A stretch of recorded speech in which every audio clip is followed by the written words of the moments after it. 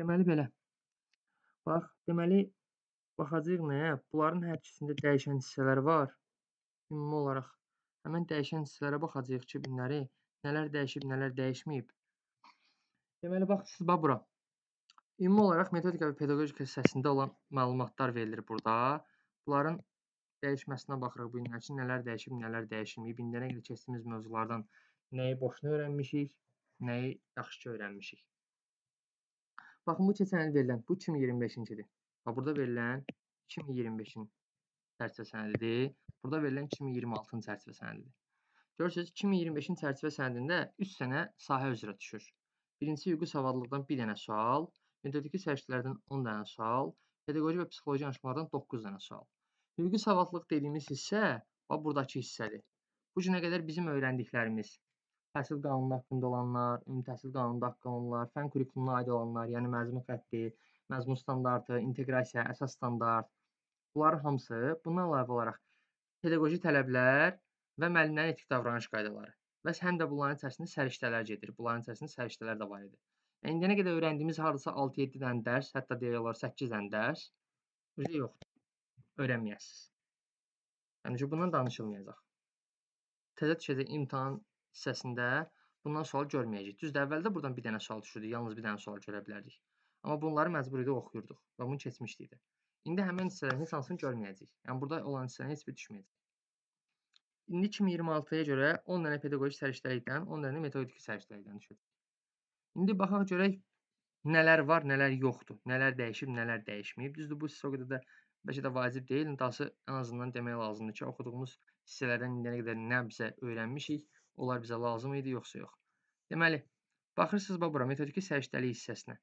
Metodiki səriştəlik hissəsində bax görürsüz, kompetensiyalarla bağlı olan hissə burada da var, burada da var. Yəni ikisi düşəcək. Yəni burada olan orada da var. Sonra təfəkkürün növləri haqqında. Bax burada var, buradakı da var. Burada təfəkkürün növləri haqqında müəyyən analitik, praktik və produktiv təfəkkür növləri yazılıb burada. İndi bilmirəm bunlar haqqında kitabda nəsə veriləcək, verilməyəcək. Amma əlavə olaraq yəni burada yazılıb. İndi yəqin ki, bunun haqqında əlavə məlumat veriləcək. Məsələn, əlavə burada abstrakt təfəkkürdən də haqqında yazılıb. Yəni köhnə kitabda bax, köhnədə də yazılıb, köhnədə onun haqqında məlumat yox idi. Sadəcə olaraq indi yazılıb, bəlkə indi bunun haqqında da məlumat verdilər. Sonra biz yuxarı hissədə, bax burada, biz demişdik ki, bu dərsin içərisində nə var idi biz öyrəndiyimizdə? İnteqrasiya var idi. İndi yalnızca inteqrasiyanı biz burada görəcəyik. Bu metodiki səriştələrin içərisində verirlər inteqrasiyanı. Yəni demək, biz hüquqi savadlılıq hissəsindən yalnız burada bir dənə saxlayıblar nəyi? İnteqrasiyanı. Təsəmmə maraqlı gələn bir şey orasıdır ki, bir müəllim olaraq biz dərsi öyrəniriksə, yəni ümumi olaraq proqramı öyrəniriksə, biz alt standart və məzmun xətti terminləri niyə öyrənmirik? Yəni bu mənə biraz maraqlı gəlir. Sabah bir müəllim olaraq biz sizə deyəndə ki, dərsi izah eləyəndə ki, biz təlim nəticələrini alt standartdan çıxardırıq, alt standart summativ qiymətləndirmənin keçirilməyinə şərait yaradır. Bu kimi sözlər deyəndə, yəni sizə çox qaranlıq qalacaq. İndi mənə maraqlıdır ki, bunu çıxardıblar niyə? Yəni məqsəd nədir çıxartmaqda? Yaxşı, biz sabahlar məktəbdə müəllim işləyəndə siz alt standart ad çəkiləndə alt standartı nətər başa düşəsiniz? Halbuki indi başa düşməyə çalışırdıq da, öyrətməyə çalışırdıq. Alt standartı, əsas standartı, məzmun xəttini, ümumi təlim nəticələrini, hər birini öyrətməyə çalışırdıq. Yəni öyrənirdiniz. İndi onlar yoxdur. İndi onları öyrənməyəcəyik. Yaxşı, bəs siz bunları nətər bilərsiniz? Məktəbdə bu cür mənə maraqlıdır. Yəni çıxartdıqları bir dənə bu mənə çatmır ki, yəni bunu hansı məntiqdən çıxardıblar? Düzdür, indi yəqin ki, məntiqləri var ki, çıxardıblar, o heç söhbət ondan getmir. Sadəcə mənə maraqlıdır ki, yəni niyə çıxardıblar da? Sabah müəllimə lazım olan şeydir, vacib bir şeydir. Sonra oxşarlıq burada çoxdur. Burada yeni düşənlər deyəcəm. Yəni oxşarlıqları da plusdamayacam. Bax, burada yeni düşən nədir? Gələk burada yeni düşənlərə. Yəni yeni olanlara, yeni düşmüş hissələr. Bax, hamısı var. Bir dənə burada çıxarılan qalan pulun idrak taksonomiyası. Amma biz burada idrak taksonomiyasından əlavə həm də ki, psixomotor və emosional affektiv taksonomiyalardan danışırdıq. Təzədə yalnız indi öyrənəcəyinizdə yalnız idrak taksonomiyasını öyrənəsiniz. Psixomotor və emosional taksonomiyanı öyrənməyəsiniz. Sonra burada səriştə əsaslı tapşırıqların hazırlanmasında bax, burada Norman Uber'in dərin bilik səviyyələri nəzəriyyəsi var. Bunu öyrənəsiniz. Bax, bu təzə salınanlardan birincisi budur. Bir dənə bu. Təzə salınan. Sonra təzə salınanlar içərisində iş üsullarında bir dənə stov analizi var. Bax, bu iş üsulu var. Bu da təzə salınıb. Bunu öyrənəcəyik təzə olaraq. Sonra Gəldik digərlərinə. Burada var. Məsələn, bax burada biz fərdləşmiş təlim, inklüziv və differensial yanaşmanı baxın bu bir tərəfdə ikisini də keçirdik, ayrı-ayrı keçirdik. Yəni həm inklüziv təlim ayrı keçirdik, həm də ki differensial təlim ayrı keçirdik. Baxın burada. Təlimdə differensial yanaşma, inklüzivlik. Baxın. İnklüziv təhsil, təlimdə differensial yanaşma. İndi bunların ikisini bir yerdə veriblər. Düzdür, bunlar onsuz da ikisi də demək olar eyni anlayışlardır. Yəni məntiq olaraq eyni yerə gəlir çıxır. Sadəcə olaraq indi bunları bir yerdə veriblər. İndi görək verilmiş mövzunun içərisində necə veriləcək onlar. Əlavə olaraq burada əlavə nə düşüb? Baxın, təlimdə rəqəmsal vasitələr və süni intellekt. Yəni bununla bağlı mövzu salıblar. Burada Google Classroom-dan, Kohatdan, Quizdən, Safdie-dan, Cambly-dan, Education-dan danışacağıq. Belə, bu əlavə salınan bir mövzudur. Sonra əvvəlki və buradakı qalan hissələrin hamısı eynidir. Fərqli orada nəsə yoxdur, dəyişən. Bir də burada tədrisə dizayn düşüncəsindən danışacağıq. Bu da yeni salınmış bir mövzudur. Qiymətləndirmə hər iki tərəfdə eynidir. Yəni qiymətləndirmə ilə bağlı baxın, qarşı-qarşıya qoyuram baxmağınız üçün. Qiymətləndirmə ilə bağlı hər hansısa bir fərqlilik və yaxud da dəyişiklik yoxdur. Baxın, qiymətləndirmə ilə bağlı hər hansısa bir dəyişiklik və yaxud da fərqlilik yoxdur. Hansı qiymətləndirmə növləri burada varsa, eyni qiymətləndirmə növlərinin də burada adını çəkirik. Onsuz da qiymətləndirmə eynidir, yəni dəyişilmir. Sadəcə olaraq burada nə verilibsə, eyni olaraq burada da verilib. Qiymətləndirməni ona görə də olduğu kimi sizə danışacağıq əvvəlki versiyada. Sonra gəldik digər hissəyə. Baxın, burada əlavə salınan bir dənə başqa nəzəriyyə var. Daha sonra 2 dənə başqa nəzəriyyə var. Baxın burada. Və nəzəriyyənin birini də burada dəyişiblər, belə deyək. Nəzəriyyənin birinin də adını dəyişiblər. Hansı nəzəriyyənin adını dəyişiblər əvvəlki ilə indikinin arasında? Bir dəqiqə göstərim, bir dəqiqə gözləyin. Deməli, baxsın burada bax şəxsiyyət formalaşması, şəxsiyyətin inkişafı.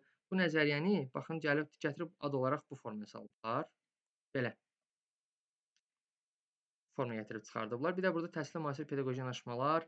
Yəni bununla bağlı nəsə əlavə verilən hissə var. İndi onu yəqin ki, indi çıxanda görəcəyik ki, orada nə verilib əlavə olaraq. Bir də son hissədə baxın, əlavə Brunner nəzəriyyəsi və Roger nəzəriyyəsi var. Yəni Brunnerin kognitiv öyrənmə nəzəriyyəsi, təhqiqat əsaslı öyrənmə nəzəriyyəsi və Rogersin şəxsiyyət yönümlü yanaşma nəzəriyyələri var. Əlavə çıxanlar bunlardır.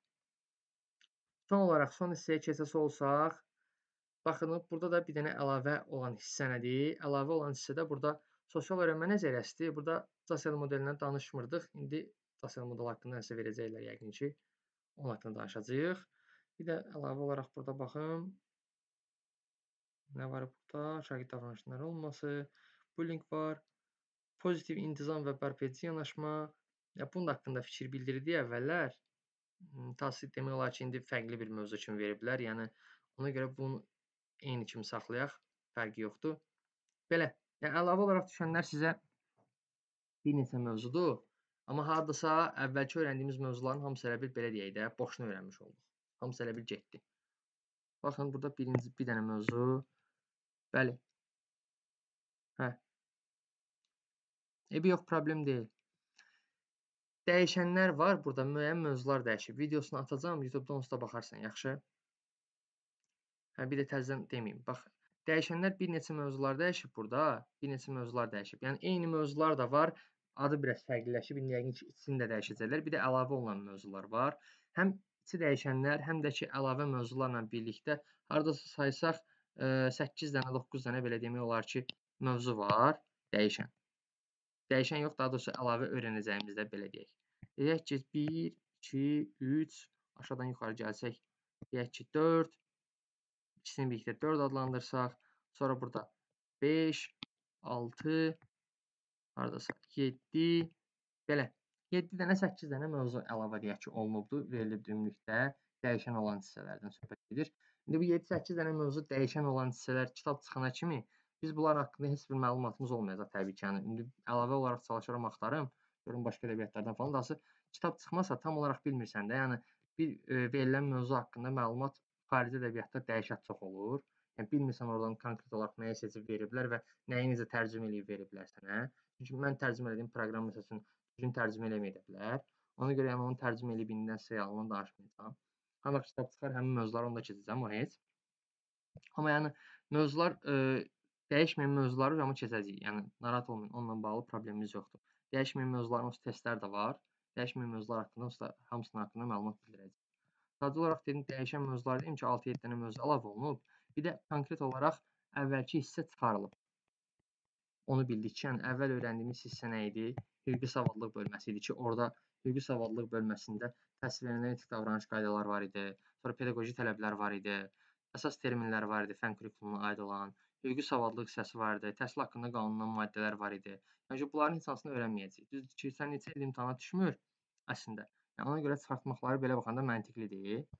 Amma yenə də yəni onların çıxardıb bu kimi şeyləri salıblar, həvəsimizi qırıblar. Həvəslərin içinə nəsə çıxıb, imtahası nəsə də əvəz olunub. Yeni mövzular öyrənmək məcburiyyətinə qalırsınız. Bir də onu deyim ki, imtahanda yeni mövzular öyrənmək məcburiyyətinə qalmaq belə bir şeydir ki, hansı il ki təzə mövzular salınır, çalışırlar sualları onun üstündən tərtib eləsinlər. İmtahan sualları onun üstündən tərtib olunsun. Ona görə də çalışacağıq bu təzə verilən mövzuları daha yaxşı mənimsəyək ki, imtahanda mütləq formada onlardan qarşımıza sual çıxma ehtimalı çox olacaq. Aydındır? Məsələn, bax normanın dərin bilik nəzəriyyəsi. Onu bilmirəm ilahi. Onu bilmirəm ki, dəqiq nə vaxt çıxacaq. Onu bilmirəm. Sabah birisindən açıq zəng edib soruşaram o nəşriyyatdan. Amma yəni dəqiq bilmirəm nə vaxt çıxacağını. Və bəlkə başqa nəşriyyat nəşr elədi. İndi əvvəl həmişə Time-ın kitabına olurdu. İndi bilmirik kimlər nəşr edəcək. Onu da deyə bilmərik. Amma yəni kitabda verilənlər içərisində, yəni çərçivə sənədi içərisində verilənlər içərisində dəyişikliklər var, o mütləqdir. İndi öz fənninizə də ataram PDF-ə baxarsınız ki, sizin fənninizdə keçənki ilə bu ilkin arasında hansı dəyişikliklər olub. İçində atacağam ki, hansı dəyişikliyin olduğunu və yaxud da olmadığını özünüz görə biləsiniz. Qarşılaşdırıb. Mən məsəl üçün qarşılaşdırdım, amma burada olan fərqlilikləri gördüm. Belə, metodika və pedaqogik hissəsində dəyişikliklər bu qədər. Yəni bugünkü dərsin izahı yəni bu oldu. Yəni bunu izah edə bildik.